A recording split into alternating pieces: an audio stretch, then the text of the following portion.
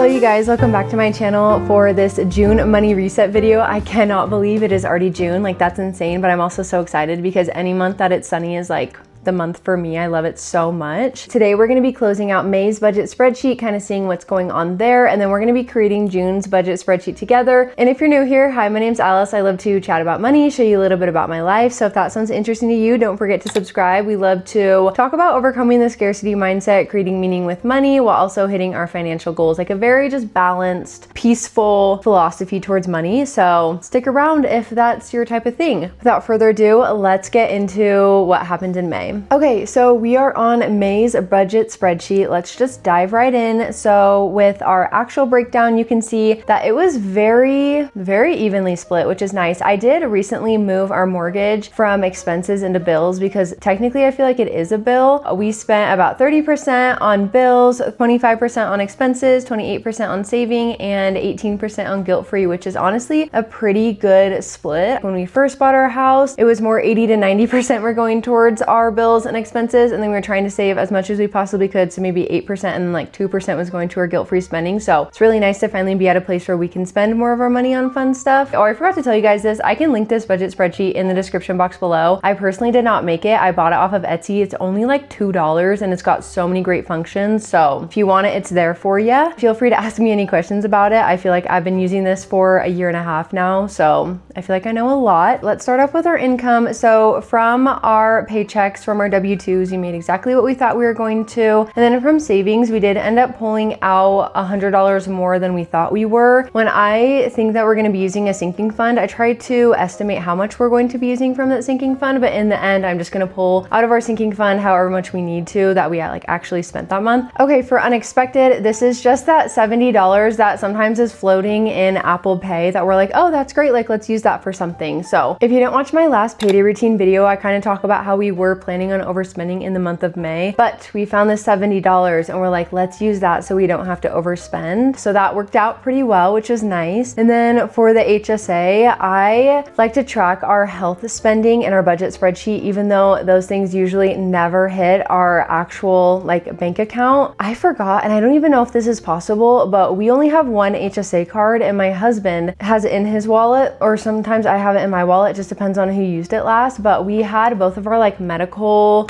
like our yearly everything, kind of like dentist and doctor things this month, planning on using the HSA card, but then I also went to the urgent care, so that's what this money is. We were gonna take out more, but like it didn't happen, which is fine. So let's go into our bills. I still get so happy when I see this. You guys are probably so annoyed of me saying this, but our mortgage is only $2,600 a month, which I think is really good. It still is. I mean, I'll never get to the point where I feel like $2,600 is not a lot of money. We used to pay $3,200 a month, so this is definitely quite a jump down, which is awesome. We recently refinanced our house, I think a few months ago, so it's been absolutely amazing. And then for internet was $45. Our gas bill, I budgeted a ton because I was like, oh, gas prices are really high. And then it ended up only being $50, which makes sense because it's been like 70, 80 degrees here, so we're not really having to heat our house. Car insurance, it was exactly the same, as well as water and trash, life insurance, Canva. Our power was pretty low, which was nice, but we have been cranking that AC. We are definitely people who love to have the windows open in the summertime, but the overnight low is not that low, and by the end of the day our house is like 78 degrees, so we've definitely had to start using the AC. I'm not like against using the AC, but just the freshness of having the windows open is unmatched. Okay, and then Apple subs were basically what we thought they were going to be as well. Alrighty, moving on to expenses. So for groceries, I budgeted $500 and we spent under $100, and I do feel like $400 for a couple for a month is amazing, but it's really not us. We shop at Winco, and Winco is so incredibly cheap, you guys. I know people love Costco because you can buy in bulk, but Winco is like buying in bulk but not name brand items, and you buy it from bins. Yeah, the shopping experience is like not good. Super crowded in there. It's just like horrible, honestly, to maneuver. The other day I went by myself and I had to like hide in an aisle that wasn't very busy to let like the hordes pass me so I could like chill for a second. For a while, our grocery budget definitely kind of like snuck up a little bit because I was in charge of the grocery shopping and I wanted to do a Walmart pickup order and go to a fancy store to get our produce, but then I realized I am not someone who wants to spend a ton of money on groceries. If that's your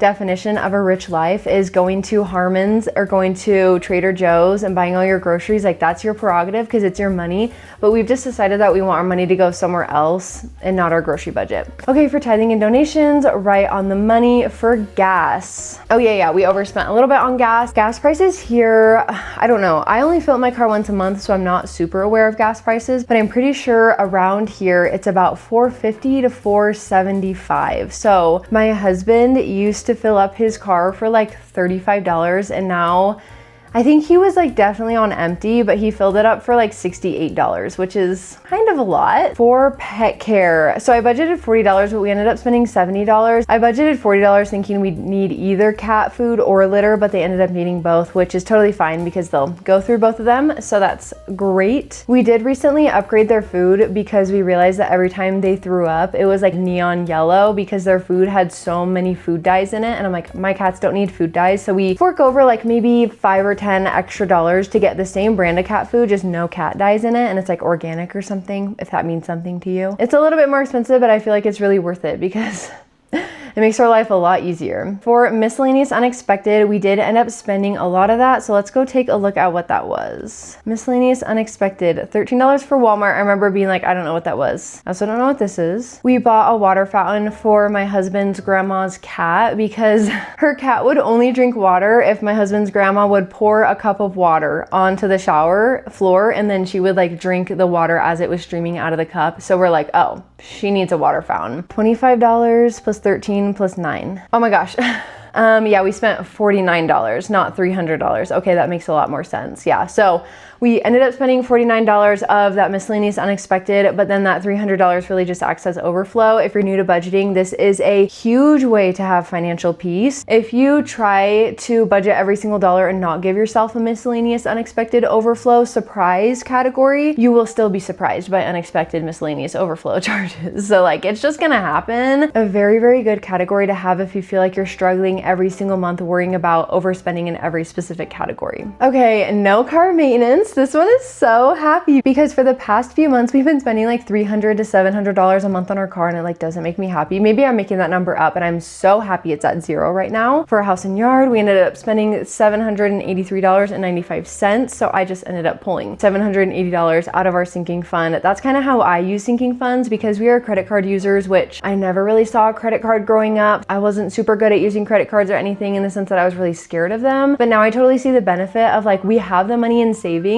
I don't want to have to pull the money out of savings and then we're like, oh, actually we're going to spend more and then pull more money. I feel like credit cards make our budgeting and like our finances super simple, but obviously within reason. If credit cards aren't for you, it makes a lot of sense because like there are billions of dollars that people are spending on trying to get you to overspend on credit cards. So like, you're not the issue, it's the credit card companies. But if you can use this scary chainsaw of a tool, well, then I really like the benefits of it. For personal care, budgeted $30, spent $0. I'm pretty sure we did spend money on personal care, but I think I just put it into the grocery budget because our grocery budget was so low this month. And then for health, this was I budgeted right on the money for health this month, even though I went to the urgent care. I was so proud of myself. You never quite know how much money you're gonna spend, so I was really happy that I like budgeted pretty well, but unfortunately I had to use our card instead of the HSA. So a little bit more expensive than we thought it was gonna be. Okay, moving on to guilt-free spending. So for last month's budget, I just randomly started putting $150 instead of $100, which is lifestyle creep in action. I am not against lifestyle creep. I think that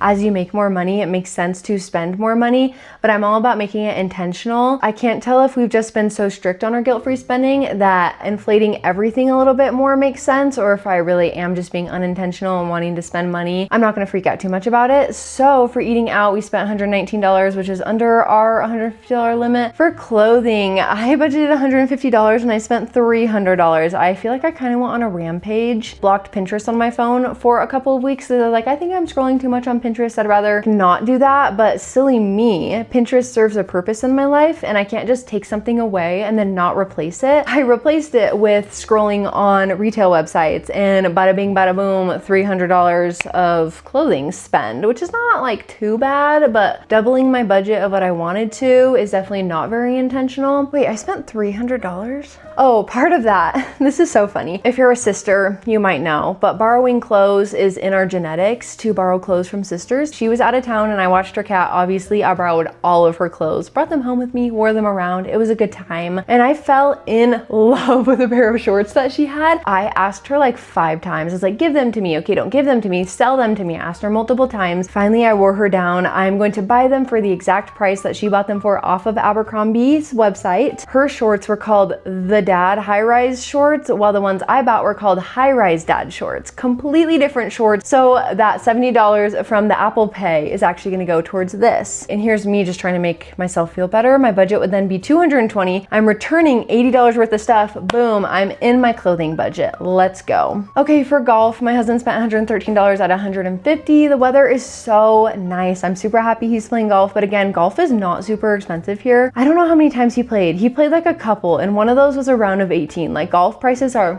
here in Utah. For splurge, we budgeted $750 and then we spent $808. So this was a little oversight on our part. We bought a football season ticket to BYU and we thought it was gonna be $500. It ended up being $660. So let's see what else we spent this money on. So I did buy a pair of running headphones because I do like to run in silence, but I also like to do guided runs with the Nike Run app. But I do not feel comfortable wearing headphones while running because I cross streets and I just feel like it's not very safe. So I bought like those Bone headphones. They were like $90, so that's why this budget is a little bit inflated. All right, and then for dates, we ended up spending $100. It was super fun. We ended up going to the Red Butte Gardens that is run by the University of Utah, and it was so beautiful, so amazing. I absolutely loved it. And it was honestly not that expensive for both of us. Our tickets were $38 total, and then I bought like a $5 sticker. For gifts, I budgeted $150 and I was spending $397. There is some overspending in this budget. I think, oh, today I literally bought a $250 gift for my husband. It's his birthday soon. I don't know why I didn't pull that money out of savings. I think I was like, oh, if we can afford it without pulling the money out of savings, I'm gonna do that. So that's a choice. That was for Mother's Day gifts for both the moms in the family and then also for me because I have 2 cats and I've always loved being celebrated on Mother's Day, which is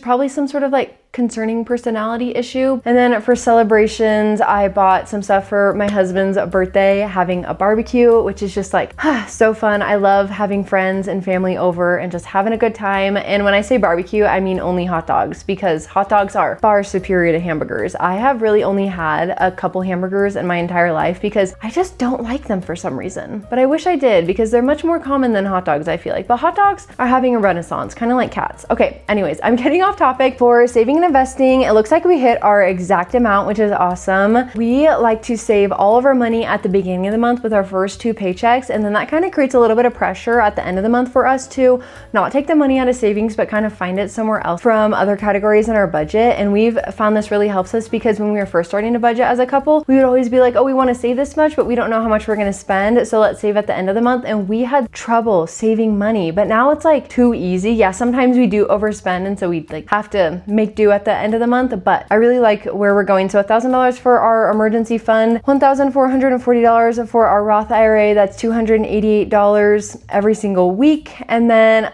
$125 for our car, celebrations, vacations, house and yard, and child. We're not pregnant, we're just excited, and I am an overplanner. For the girls, which is our cats, $25 a month automated. So yeah, that's pretty good. I kind of just like to throw money everywhere in savings because we didn't do sinking funds for the first couple years of our marriage because I didn't understand why you'd want a sinking fund of $400. I was like, if you have an emergency, that's not a big deal. But sinking funds really are meant to be used. Even if you're not saving for an emergency fund, which is a very impressive feat, like a $300 sinking fund still really helps. Okay, we have to take the sweater off. So hot in here. I always turn the AC off when I film because I don't want it to like be in the background and stuff, but then that means that I'm just like sweating so much. But I kind of like the sheen it adds to my skin. Okay, let's not get distracted. Let's set up the budget spreadsheet for June. Alrighty, we are on a blank budget spreadsheet for June. I put in the dates here. We budget from the 4th to the 3rd of the month because we find that a lot of our payments do come out technically at the beginning of the next month. So the first part of June is all about like paying the credit cards, paying the mortgage and everything. And we do prefer to save up all month and then pay the mortgage at the beginning of the next month instead of trying to scramble for the first 2 weeks to make sure that our paychecks do cover the mortgage, but that's just how we do it. Okay, so for the income, let me just copy and paste this over because it's always the same. For savings, are we gonna pull anything out? Yeah, probably for celebrations and gifts because it's actually my husband's birthday this month. But I think I'm probably going to insert that after I like decide how much. I'm going to do it like 1-to-1 ratio. If I say $100 for gifts, I'm going to put $100 in for our savings income. For this should be, we are getting $57 back from one company that I returned clothes to and $29 back. So we should get $86 back, which is super nice. And then nothing for bonus, and for HSA, again, I can just do like the 1-for-1, so it doesn't have to be that specific, but I do not plan on going to the urgent care again. Don't love an urgent care, but this last time the experience was so great. I like walk in and they're like, do you have an appointment? And I was like, it's urgent care. And they're like, yeah. And then I went in right away and I was like, what the heck? I'm in this like weird Twilight Zone area. Okay, let's copy and paste some of the bills over from last month because a lot of them are the same. Like our mortgage is the same, the internet is the same, the gas bill. It's getting even hotter. So I'm just going to do $50 because I think that should be good. It's gonna be hot this month. For car insurance, water, life insurance, Canva, power, we have been cranking that AC, so I think I'm gonna do $120 just to be safe for that. For groceries, let me think. I think I do wanna do $400 again. Okay, wait, now I'm getting scared. Let's do $425, and that means that we can go grocery shopping a few times that month. When I go grocery shopping, I don't necessarily check the price of everything because I feel like the biggest decision you can make in order to keep your grocery budget down is not what specific products you choose, but more where you choose to grocery shop. Again, I need Winco to sponsor me because I'm such a big fan. They cut costs in so many ways. Like you have to bag your own groceries and the bulk stuff is literally in bins where you have to scoop it out. You can't use your credit card because that has an extra fee and they just want to keep prices down. Okay, for tithing and donations, let's do 10%. Let's put a little parentheses here because I know PEMDAS are real, but sometimes I don't trust them. And then $10 extra. For gas, I am gonna budget $300 because my husband does fill his car up like every single week. His commute is like, I can't remember. It's somewhere between 45 minutes and an hour. He has a Honda and it's very, very gas efficient, but I mean, he's driving so far a few times a week. For pet care, I'm actually gonna budget $0 because they have everything they need right now. For miscellaneous unexpected, gonna hit it with our normal $350. I think I originally got it from Ramit Sadie. I think he does like 15% unexpected. That's a lot for me. We definitely don't do 15%. For car maintenance, I'm also gonna put $0 again because genuinely speaking, we do not have any emissions, registration. We did those like back-to-back weeks. Our cars are fine, no check engine lights on. And again, if something does happen, we will pull that out of the car sinking fund. For house and yard, I don't think we're gonna do anything for our house and yard. We have been really going crazy on our flower beds, plants and bushes and trees and all that kind of stuff, but it's getting to the point where it's too hot for us to work outside. So I think we're gonna probably be taking June and July and August off of like really going for it for our yard, which would be super nice because we can relax a little bit more. Yeah, I just can't foresee us spending anything for personal care. I'm gonna budget $30. That just seems like a really good amount for us. I don't know if you guys do this, but I do mean to put things in the personal care category, but when I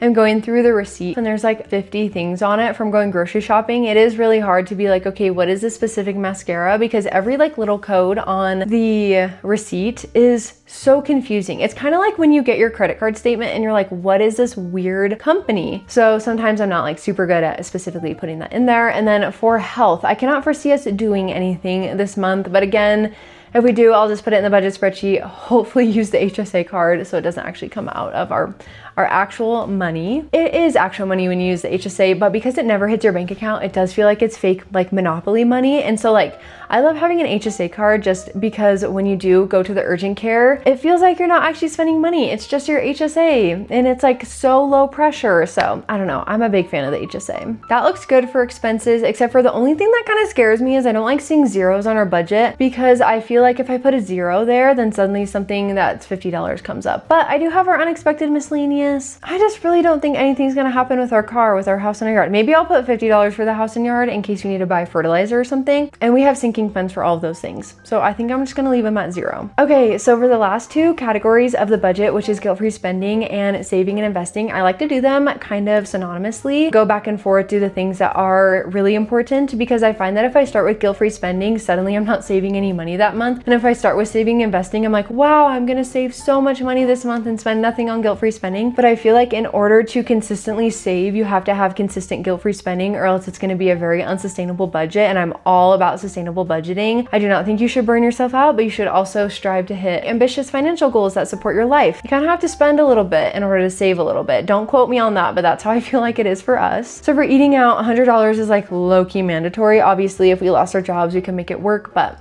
$100 is pretty good. We're eating out about once a week. Okay, for golf, I'm gonna budget $150. Normally we do budget, like last year, I feel like we budgeted more $100, but I feel like in the summertime, you really have to capitalize on the good weather. Obviously, you could do like an indoor simulator for golf in the wintertime, but it's just not the same. So we want to budget a lot of money for golf in the summertime. And when my husband can't do it, then hopefully that money can go towards somewhere else, like clothing for him or something. For splurge, I'm gonna do $100. And then I think dates is $100. And I think that should be it for like the base level mandatory guilt-free spending. For saving and investing, I'm always gonna do $1,000 until our emergency fund is completely full. And one of you guys did ask me, what are you gonna do with that money once you have a fully funded emergency fund? And I'm not gonna lie, in my head, I was like, ha ha ha, I'm totally pulling the rug out from everyone. And once we hit our emergency fund goal, I'm just gonna keep saving in it. But then I realized that's probably the scarcity mindset. Once you have your 6-month emergency fund, it's probably time to start either saving for something else, investing a little bit more, and maybe spending a little bit more too. You guys better keep me accountable to that. For the Roth IRA, we have our weekly automated contributions. So that'll be $1,152. And for the girls, that's also automated. So that's like our non-negotiable. That's what needs to happen this month. And that leaves us with a total of $1,429 left. So let's kind of split that up between a couple different places. Okay, I think I want to put like $400 towards the child fund. Again, we're just saving for a future family someday. I don't know how much people normally save to have a kid, but I'm just saying that someday when we do get pregnant and we do have a kid, I want it to be a really good experience for the family as a whole, and that includes me as well. So I want to make sure that I can get all the pelvic floor therapy, all like the extra little added things that just make my life more comfortable. Say going to the gym isn't cutting it for me anymore and I want to do like expensive workout classes, like obviously not too expensive, but if I want to do that kind of stuff, I just want to be able to save for that. Say none of my clothes fit after pregnancy and they never fit again. Don't want to like be sad wearing clothes that don't fit me. I want to make sure that we can buy clothes that fit me. $400 for that. Let's do $100 for this. Let's see if we can hack that. $600 still. Okay, let's go back to guilt-free spending. Oh, we need to do gifts and celebrations. So I think for gifts, I would like to spend another $300. So let's do $350. I would tell you guys what I'm going to spend that money on, but my husband actually watches my videos, which is so cute. And so I'm not going to tell you, but I can tell you later after he opens the gifts. How much should we do for celebration for his birthday party part 2 and part 3? Definitely $250 for one of our dates. Yeah, let's do $250 for celebrations. And then that means that we're going to take out $600 of the celebration sinking fund. So that's just a 1-for-1. What if we did $200 everywhere here? What if we did $200 for splurge? I don't know why, but I feel like kind of weird about putting more money in the clothing fund because I was a minimalist for so long in my life and clothing was like public enemy number 1 for me. Sometimes I do still feel a little bit guilty about buying clothing, but I think I'm just gonna put extra money in the splurge fund so that when I do inevitably buy clothes, it's like, oh, I can just take it out of the splurge fund. Sometimes it's just about what you can do to make yourself feel better about yourself. Saving $3,377. My like not official goal, but kind of important to me, secret expectation that I put on myself is to save about $3,000 a month, including investing. That just feels like it's a great amount for us. That's about 30% of our take-home pay, which is great. So that leaves us with a total of $129.72 left over. I'm actually going to keep that money there because in the recent months, we've been struggling a little bit with dipping into our monthly $1,000 buffer in our bank account. And so I want to make sure that we are just being a little bit more like cautious about that. Sometimes this happens too, where I am budgeting and I just like miss expenses putting them in there. And so I just like to have a little bit of breathing room when it comes to that. $50 to $150 left to budget is a good amount for us. And one of you guys did make a really good point saying that even though I'm not specifically budgeting this money, it's just kind of floating around, it really does have a purpose to bring financial peace and to give us a little bit of breathing room, which I absolutely love that idea. Honestly, this budget looks pretty good to me. Yeah, feeling pretty good about that. Anyways, thank you guys so much for joining me today on this monthly money reset. I hope that it was a little bit of motivation, a little bit of inspiration for your monthly budgeting routine. It doesn't have to be anything crazy, but I really do feel like the consistency over the last 18 months of budgeting has just incredibly helped our finances to not feel super exciting, but just super at peace. Always trying to create meaning with money, overcoming the scarcity mindset, and hitting our financial goals. I hope you guys have a great rest of your day, and I will see you later. Bye.